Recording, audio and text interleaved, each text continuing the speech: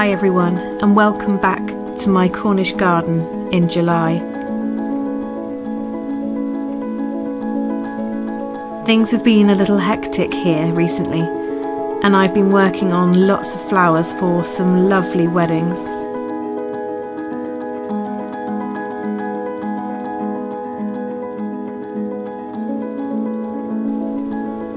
The garden has grown wild in places and the weeds are thriving.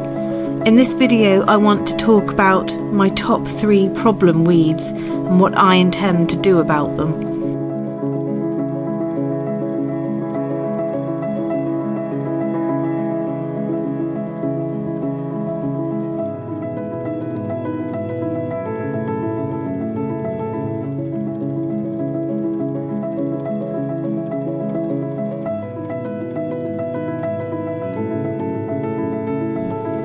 I also want to introduce you to some new arrivals and show you how our winter eucalyptus crop is coming along.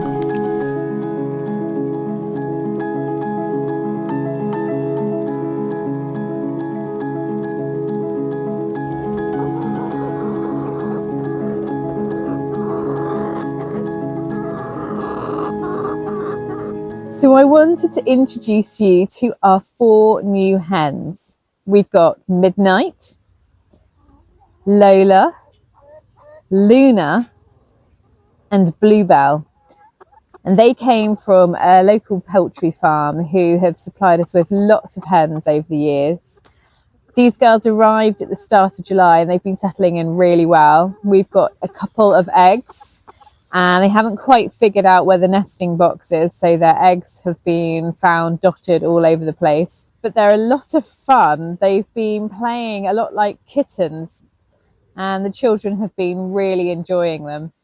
We've been trying to make sure that their enclosure is really safe, so I've put up this not very beautiful security fencing which is about 3 meters high, and then around the outside of that is an electric fence. So I'm hoping that the foxes do not come in and there's not a repeat of what happened in May.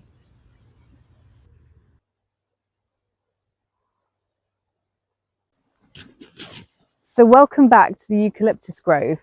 You may remember that in May I shared the fresh new shoots of the eucalyptus that were re-sprouting after I pollarded these trees back in March. And now we've got all of this beautiful regrowth, and that's what I'm looking for as a cut flower and foliage producer. I want all of this lovely new fresh young growth. This will mature over the next few months, and then by October I will be able to harvest this and sell it through the winter months. I've got 50 trees in this grove, but some of them have not quite made it through the previous wet winter that we've had. So I will be sowing some more eucalyptus in the early part of next year. All of these trees were all sowed from seed in January 2021.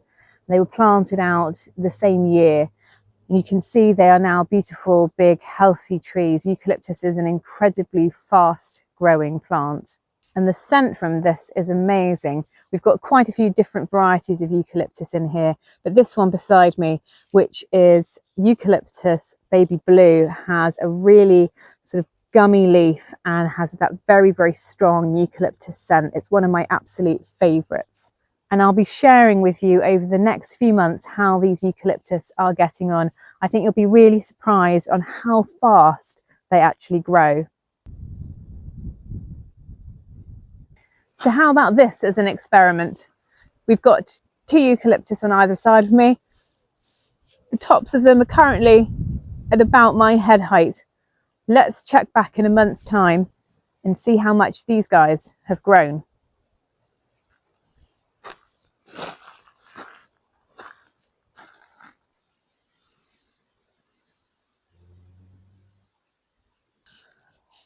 I'm just sheltering under this hedge as it's decided to come in really wet. This is what happens in Cornwall. One minute you have bright sunshine and the next minute the rain clouds have rolled in across the sea and we are getting a deluge of rain. It does mean that we don't get the extreme temperatures that elsewhere in the UK get, especially this summer where a lot of the country has been really baked. We have had some hot days, but actually around 22, 23 degrees is where we've been at for most of the time. I don't irrigate my field at all. All of the plants that go into the ground are given a good drink when they first go in, and then after that they are on their own and they put down really lovely deep roots. Because we don't get those extreme temperatures, they really thrive in these conditions, and it's one of the advantages of growing in Cornwall. Let's take a look at my top 3 problem weeds. So this is another of my nemesis weeds. This is dock. And it's a real issue for me here in the foliage section of the cutting garden. Because this used to be a paddock, there is a lot of dock that was naturally here. I tried to suppress the dock in this bed in January by putting cardboard down and then a thick layer of wood chip on top. But as you can see, it's pushed its way up through the cardboard and the wood chip, and it is very happy growing here. I have actually trimmed this 2 or 3 times already this year, and you can see it's still come up and it's ready to flower now. So I will be coming along with a pair of secateurs and actually cutting it right down to the ground again by hand, because trimming it just can't get quite close enough to the ground to get rid of it. I've got various different shrubs in here, but you can't even see them because of the dock is covering them. And obviously they're losing light because of the dock is swamping them. I think landscape fabric's probably the only option left for me. It's not very beautiful, but it is going to potentially control the issue. Sometimes you have to take extreme action, and as much as I'd like it to look much more beautiful and natural with a nice wood mulch, I think having the landscape fabric is the only option left to me now.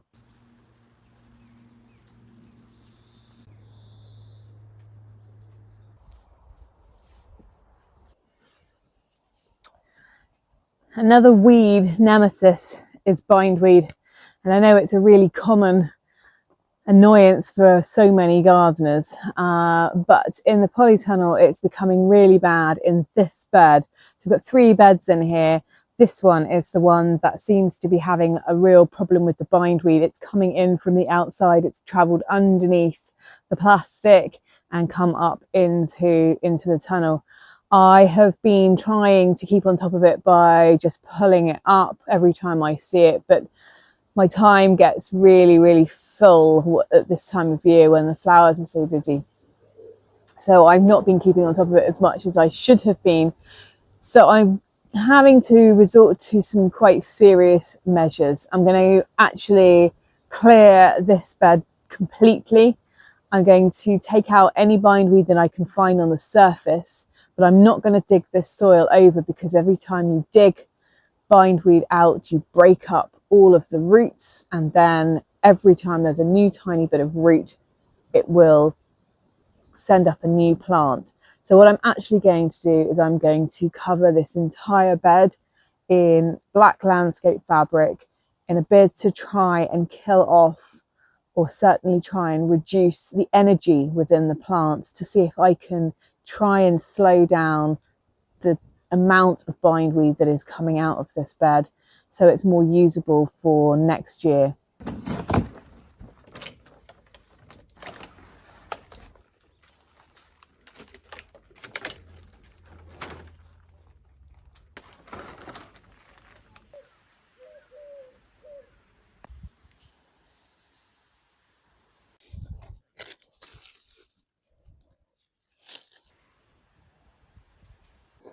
So another of my nemesis weeds is the common fleabane, which is this one beside me. So it's got a daisy-like flower, a yellow daisy-like flower, and it spreads everywhere.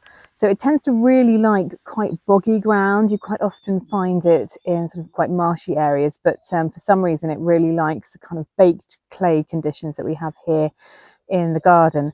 And it spreads through rhizomes, and it's popping up all over the place. We had one small plant 2 years ago. This year it's really taken over about 50% of the cottage garden herbaceous bed, and I'm going to have to take quite drastic action to get rid of it. So right now I'm going to be cutting back and digging out what I can, and I think in the winter I'm actually going to turn over the soil a little bit and try and remove it as best I can, try and remove most of those rhizomes to try and get rid of it, because it's become a real problem. So this is what they look like when they come out of the ground, and you can see all the little roots on there, and anywhere it snaps off it's forming a new plant, a bit like a bindweed.